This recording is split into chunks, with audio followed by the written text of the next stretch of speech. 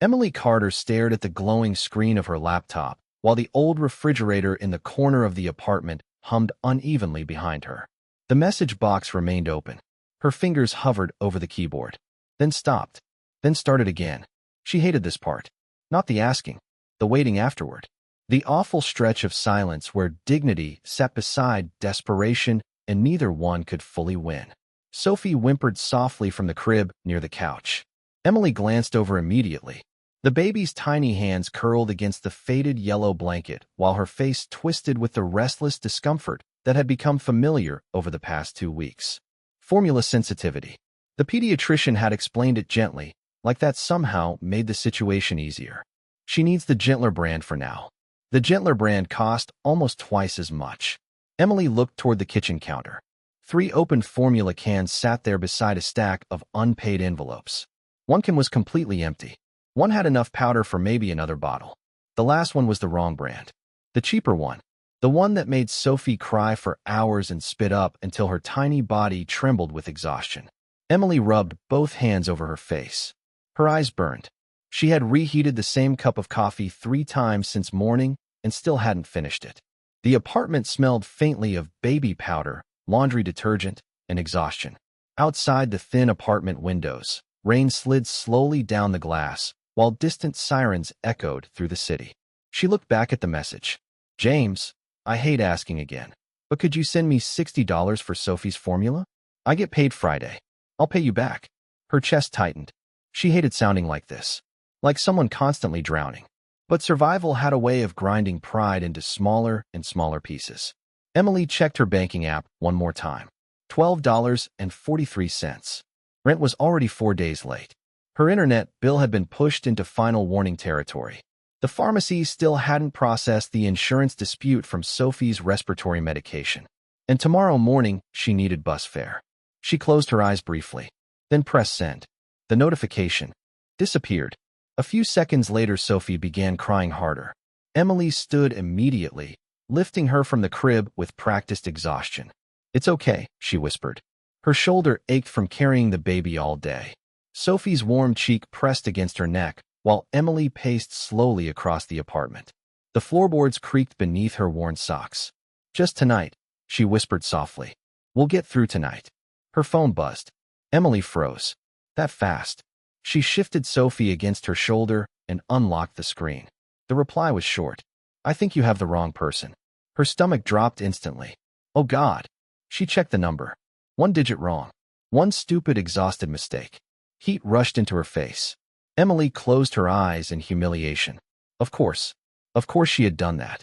Sophie fussed harder, as if sensing her tension. Emily quickly typed. I'm so sorry. Please ignore that. I meant to send it to my brother. She hit send immediately, then tossed the phone onto the couch like it had burned her. Humiliation crawled slowly through her chest. She imagined some stranger reading her message. Some stranger seeing exactly how desperate she had become. The apartment suddenly felt smaller. The peeling paint near the ceiling. The thrift store furniture. The stack of grocery receipts clipped beside the fridge. All of it felt exposed somehow. Her phone buzzed again. Emily almost ignored it. Almost. But she picked it up anyway. Is your baby okay? She stared at the screen. The question felt strangely gentle. Not curious. Not mocking. Just human. Emily hesitated. Her instincts told her not to continue. Single mothers learned caution quickly. Kindness from strangers usually arrived carrying conditions. Or pity. Or expectations. Still, Sophie gave a small, exhausted cough against her shoulder. Emily swallowed. She typed carefully. She will be. I'm figuring it out. 3 dots appeared immediately. Then, what formula does she need? Emily frowned. Why would a stranger ask that? Who even was this person? She almost ignored it. But fatigue weakened judgment. Infamil gentlis. She has stomach issues. Several seconds passed. Then, do you have Venmo? Emily's entire body stiffened. No, absolutely not. This was the part where things became uncomfortable. Transactional. Dangerous. You don't need to do that. She typed quickly. I know. The answer appeared almost immediately. Something about those 2 words unsettled her more than if he had insisted. She stared down at Sophie. The baby's eyelashes fluttered sleepily against flushed cheeks. Emily felt exhaustion settle deeper into her bones. She had spent the last 6 months calculating everything. Diapers, medicine, bus fare, laundry, electricity. How long formula could stretch if she measured carefully. How many hours she could survive on broken sleep. How much fear a person could swallow before it started changing who they were. Finally, she typed her Venmo, then immediately regretted it. This is too much already. I shouldn't have answered. Seconds later, her phone buzzed. For $100 received. Emily stopped breathing. Her eyes widened. What? She checked again. For $100. Not 40. Not 60. For 100. Tears rushed into her eyes so suddenly it embarrassed her. She had held herself together through everything. Through the layoff. Through the hospital bills. Through Sophie's premature birth. Through late notices slipped beneath her apartment door. But this cracked something open. Her knees weakened. Emily sat slowly onto the couch while Sophie slept against her shoulder. This is too much, she typed shakily. I can't accept this. You already did. Another pause. Then, buy what she needs. Emily stared at the message. The rain tapped softly against the windows. Across the apartment, the microwave clock blinked 11:42 because she still hadn't figured out how to reset it after the last power outage. Who are you? The answer came slower this time. Alexander. That was all. No last name. No explanation. Just Alexander. Emily wiped quickly beneath her eyes before more tears could fall. Thank you. A long silence followed. Then, don't water down her formula again. Emily froze. Her chest tightened instantly. How did he know? She stared at the message while cold unease slid through her stomach. Had she mentioned that? No, she hadn't.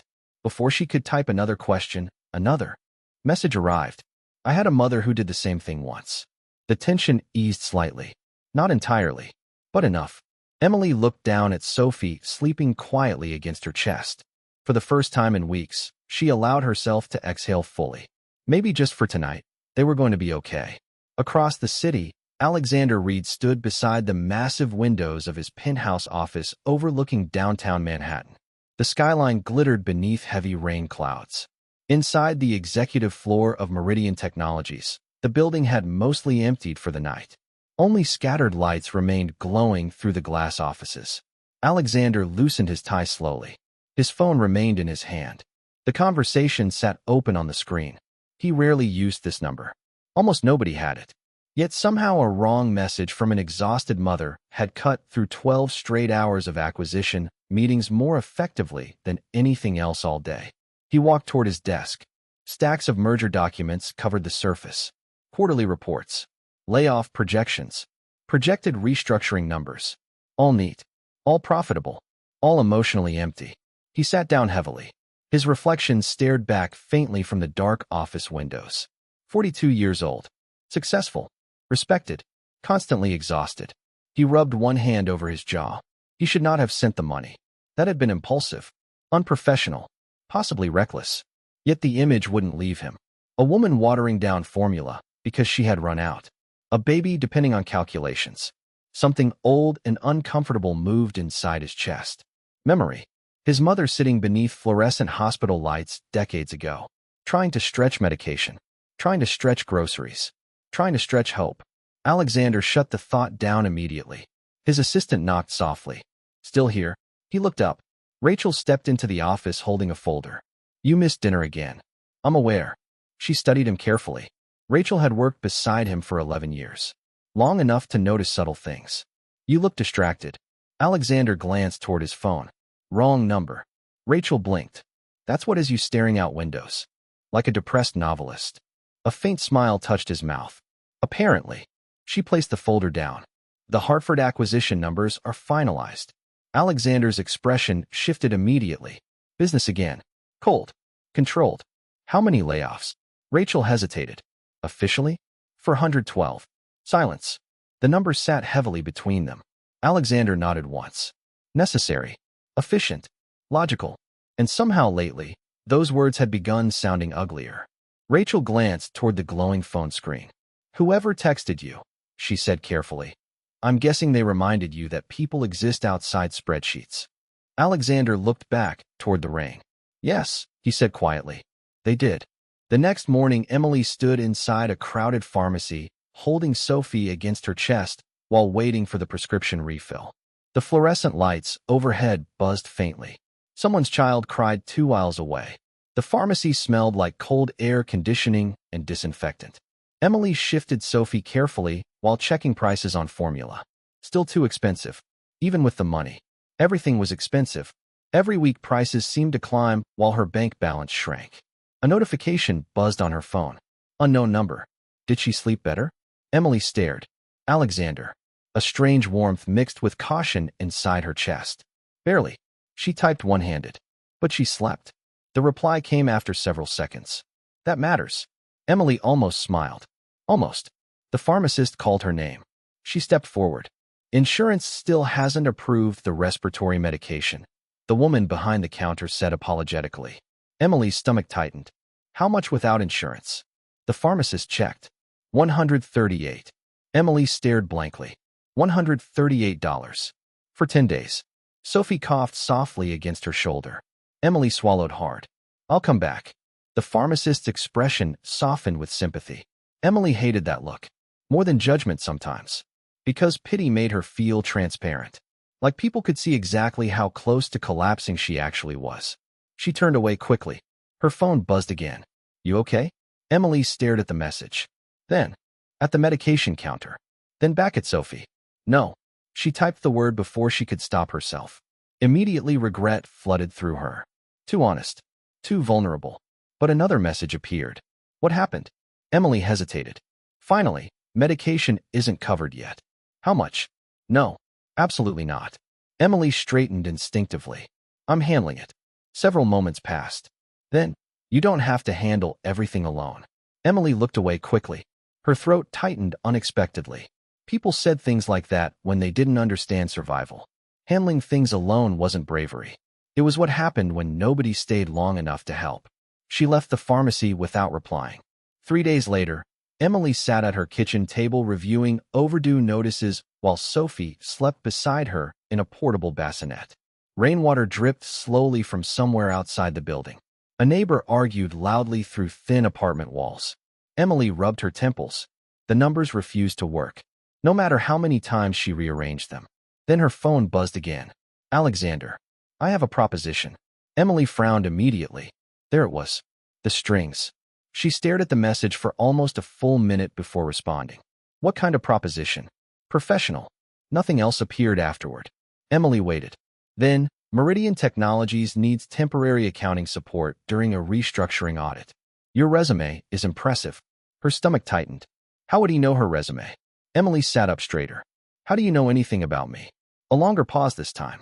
Then, your number was 1 digit away from an employee's emergency contact. He recognized your name. Emily closed her eyes briefly. James. Of course.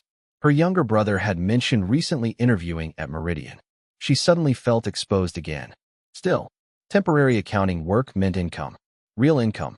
Not survival freelancing from home between Sophie's naps. But another emotion crept in. Fear. Office work meant childcare. Transportation. Schedules. Unpredictability. Sophie's breathing issues. The million tiny complications nobody glamorous ever talked about. I have a baby. She typed carefully. I can't do normal hours right now. The reply came almost immediately. Then we adjust the hours. Emily frowned harder. Nobody adjusted hours. Nobody accommodated single mothers. The world usually expected them to simply become less exhausted somehow. Why are you helping me? The typing bubble appeared. Stopped. Appeared again. Finally, because someone should have helped sooner. Emily stared at the screen. Something about that answer felt unfinished. Like grief hiding beneath restraint. Outside, another siren echoed faintly through the city. Sophie stirred softly in her sleep. Emily looked down at her daughter, then at the stack of unpaid bills, then back toward the glowing phone screen. And despite every instinct warning her to be careful, she typed, I'll come in tomorrow. The Meridian Technologies lobby smelled faintly of polished marble and expensive coffee. Emily stood near the entrance clutching Sophie's diaper bag while trying not to look intimidated. Everyone moved quickly here, confidently. Employees in tailored clothes crossed the lobby carrying laptops and expensive-looking exhaustion. Emily suddenly became hyper-aware of her coat. The sleeve seam had started fraying near the wrist. She had repaired it twice already. Sophie shifted sleepily against her chest. A woman approached. Tall. Professional. Kind eyes. Emily. Emily nodded. I'm Rachel. She glanced warmly toward Sophie.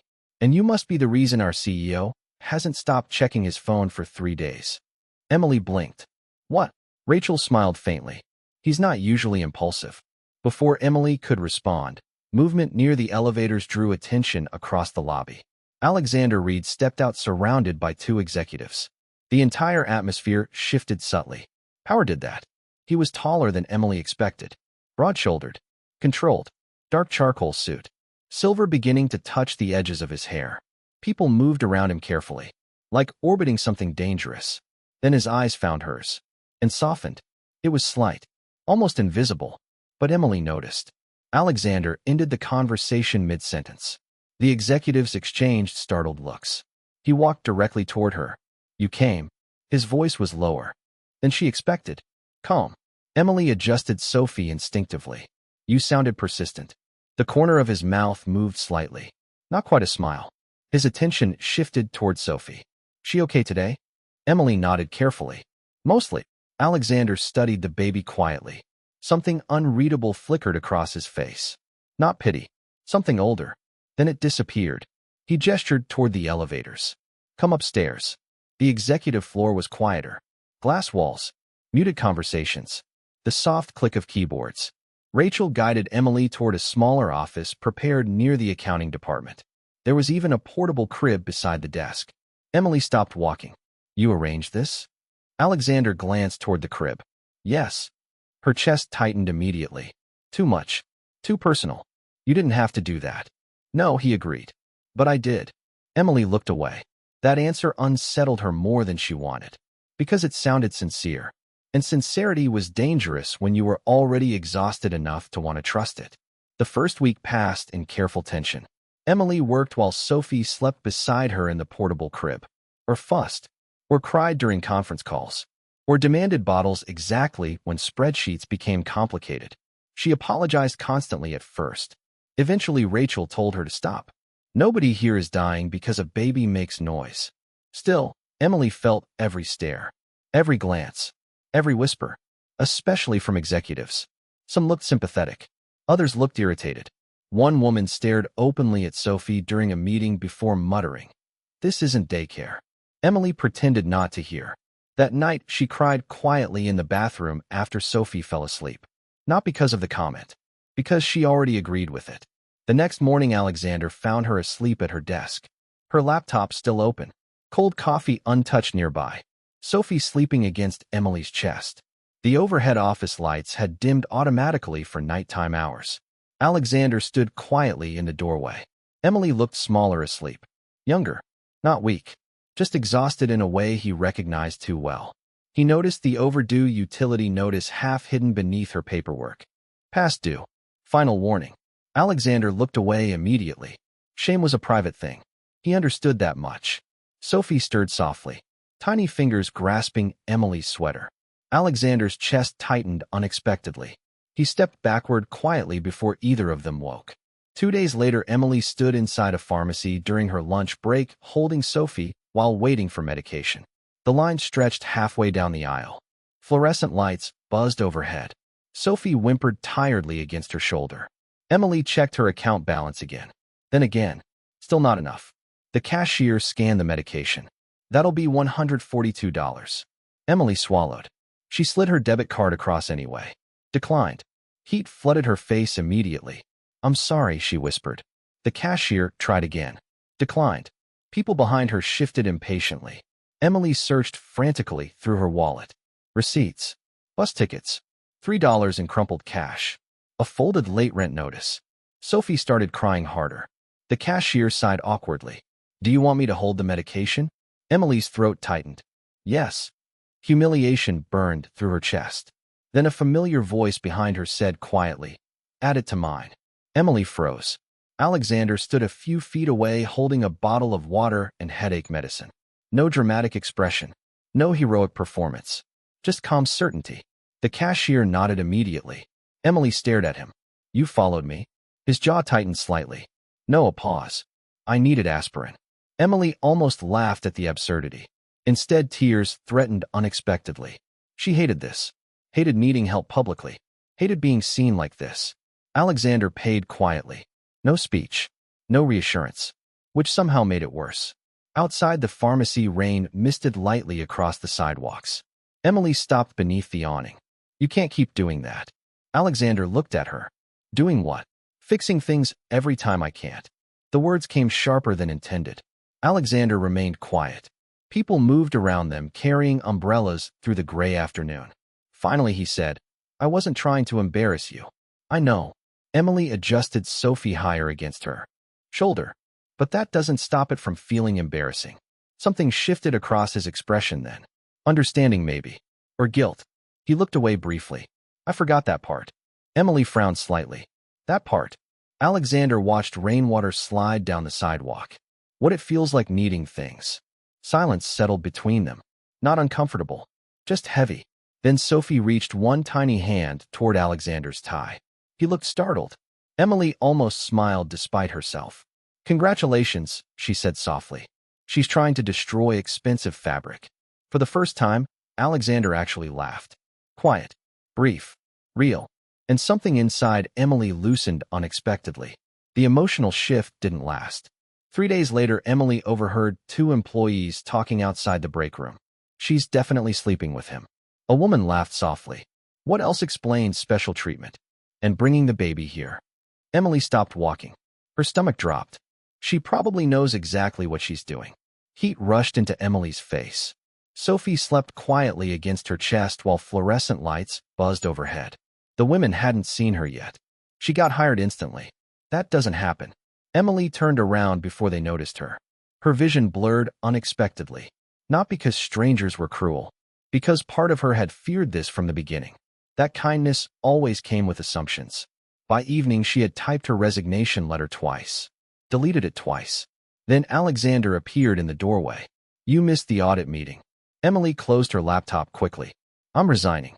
The words landed harder than she expected. Alexander went still. What? This isn't working. He stepped farther inside. Because of the gossip? Emily looked up sharply. You heard it too? His silence answered enough. Humiliation flooded her chest again. I can't do this. Alexander's expression tightened. Emily, I already feel like I don't belong here. You do belong here. No, her voice cracked slightly. This place tolerates me because you decided it should. Alexander stared at her. Then quietly. I'm trying to help you survive. Emily stiffened immediately. I survived before you showed up. The room fell silent. Alexander looked like he regretted the sentence instantly. Emily grabbed Sophie's diaper bag. I need to go home. Emily. She stopped near the door, but didn't turn around. Alexander's voice lowered. I didn't mean that the way it sounded. Emily swallowed hard. That's the problem with powerful people, she said quietly. You don't always hear how things sound to everyone else. Then she walked out. That night, Sophie developed a fever. At first, Emily thought it was exhaustion. Then Sophie's breathing changed.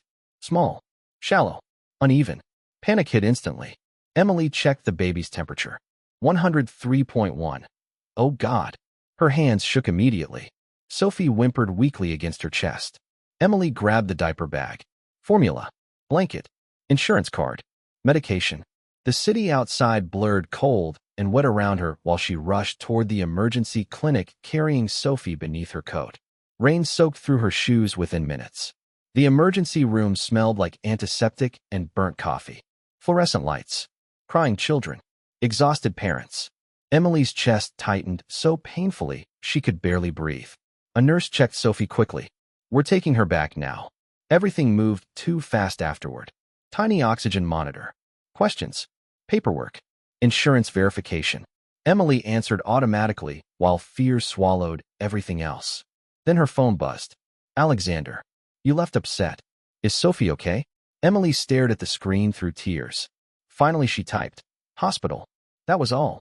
Less than 20 minutes later, Alexander walked into the pediatric emergency waiting room. His suit jacket was soaked from rain. Emily looked up in shock. What are you doing here? Alexander's breathing was slightly uneven. You said hospital. Like that explained everything. Emily looked away quickly. She was too exhausted to argue. Sophie cried weakly from the treatment room beyond the curtain. Emily immediately stood. A nurse stopped her gently. They're helping her breathe easier. Emily's knees weakened. Alexander moved instinctively closer. She'll be okay. Emily turned sharply. You don't know that. The words cracked apart, fear finally spilling out. She was premature, and her lungs still. Her voice broke. Alexander went silent. The waiting room television played quietly overhead. Someone coughed nearby. A toddler cried down the hallway. Emily covered her face briefly. I'm sorry. Alexander sat beside her slowly. No, he said quietly. You're frightened. Silence. Then the billing nurse approached. We'll need updated insurance information. Emily closed her eyes. Of course. Even here. Always money. Always forms. Always survival. Alexander reached automatically toward his wallet. Emily looked up immediately. No, Emily. This isn't something you can fix by paying for it. The words landed heavily. Alexander stopped moving. Emily looked away trembling. I'm sorry, she whispered. But Alexander only sat back slowly. And for the first time since meeting him, he looked helpless. Truly helpless. Hours passed. Sophie stabilized eventually. Minor respiratory infection. Manageable. Not dangerous anymore. Emily nearly collapsed with relief. Near 3 in the morning, she sat curled in an uncomfortable plastic chair, while Sophie slept attached to monitors nearby. Alexander remained across from her holding stale vending machine coffee. Neither spoke much. Exhaustion flattened everything. Finally, Emily looked toward him. You didn't have to stay. Alexander stared down at the untouched coffee. Yes, he said quietly. I did. Emily frowned slightly. The silence stretched. Then Alexander spoke again without looking at her. My sister died in a hospital like this. Emily froze. His jaw tightened once. We were poor then. The words sounded strange coming from someone like him. My mother spent 3 nights sleeping upright in waiting room chairs because she couldn't afford to miss work. He swallowed. By the time we got help, it was too late. Emily stared at him quietly. Not CEO Alexander Reed. Not the powerful man from glass offices. Just someone carrying grief badly. She was 8, he said softly. The monitor beside Sophie beeped steadily. Rain tapped against hospital windows. Emily looked toward his untouched coffee, then toward his tired face. I'm sorry. Alexander nodded once. But his eyes remained fixed on the pediatric ward hallway, as if part of him had never really left one like it. The revelation came 2 weeks later. Emily was carrying Sophie through the hallway outside a conference room when she heard familiar words. The Hartford acquisition saved Meridian millions. Another executive laughed quietly. Yeah, brutal layoffs, though. Emily stopped walking. Her stomach tightened instantly. Hartford Financial Solutions. Her former employer. The accounting firm where she had worked while pregnant. The firm that eliminated nearly half its employees 2 weeks before her maternity leave. The firm whose insurance coverage disappeared before Sophie's NICU bills finalized. The fluorescent hallway lights suddenly felt too bright. Sophie stirred against her chest. Emily barely noticed. One executive added casually. Reed approved the restructuring personally. Her entire body went cold. Alexander. Emily remembered sitting alone beside Sophie's NICU incubator signing payment extensions while trying not to cry beneath fluorescent lights. She remembered choosing between rent and medication. Remembered calling insurance numbers while recovering from childbirth. Remembered feeling abandoned by systems designed for people with money. And suddenly all of it connected.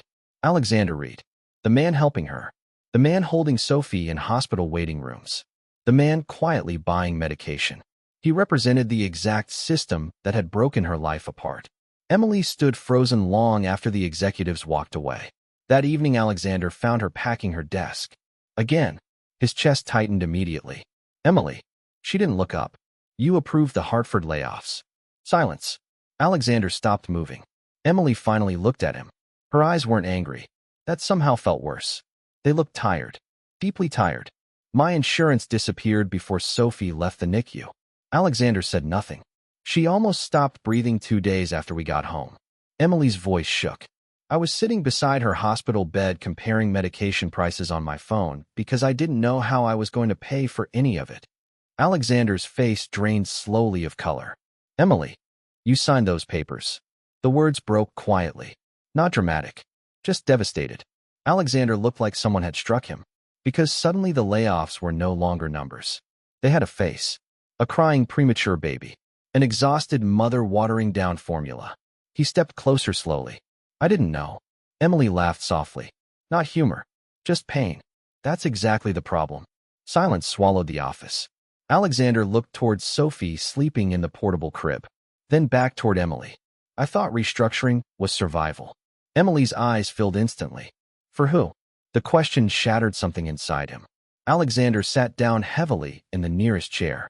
For the first time in years, he felt the true weight of decisions he had trained himself to call necessary. Necessary, efficient, profitable.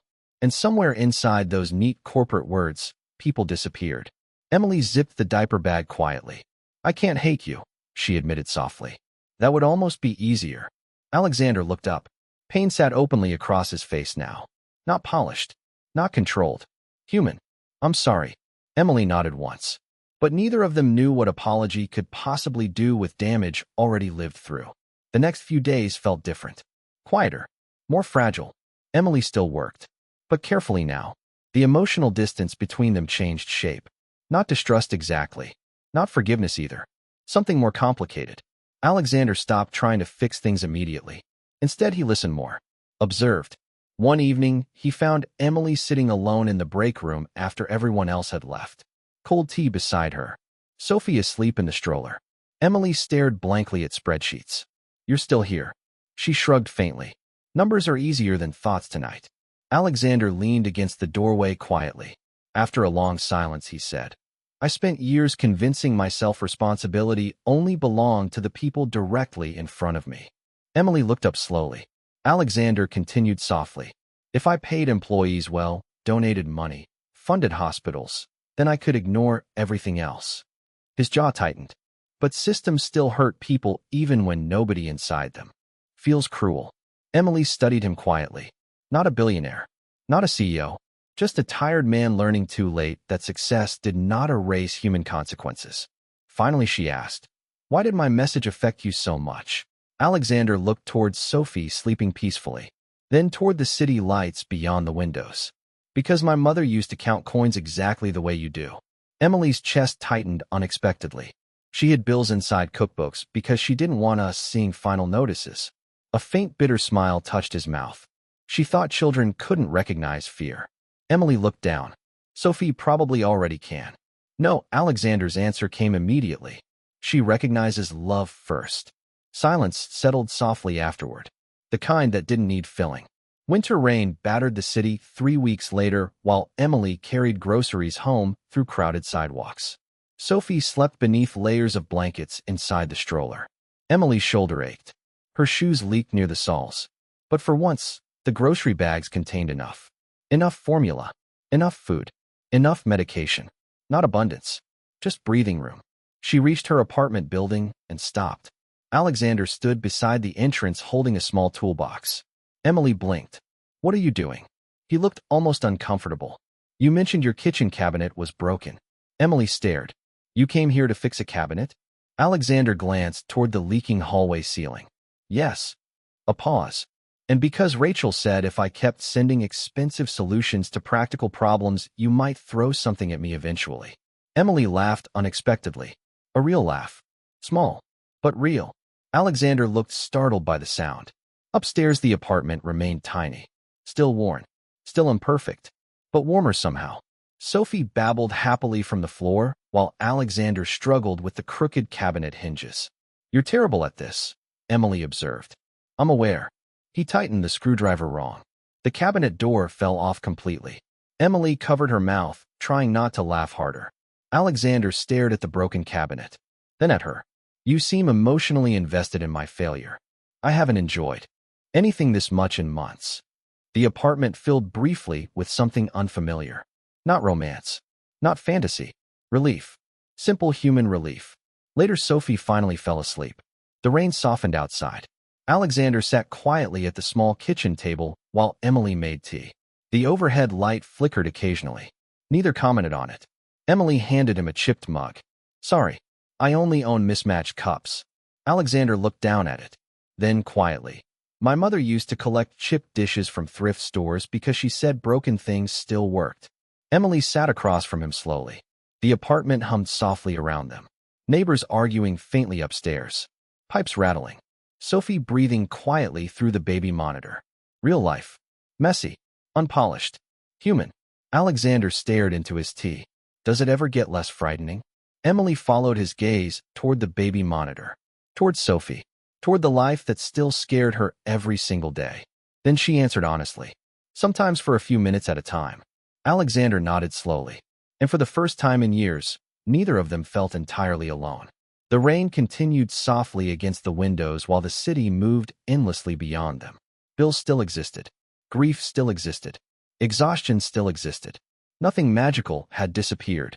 But inside the tiny apartment above wet city streets, something quieter had begun.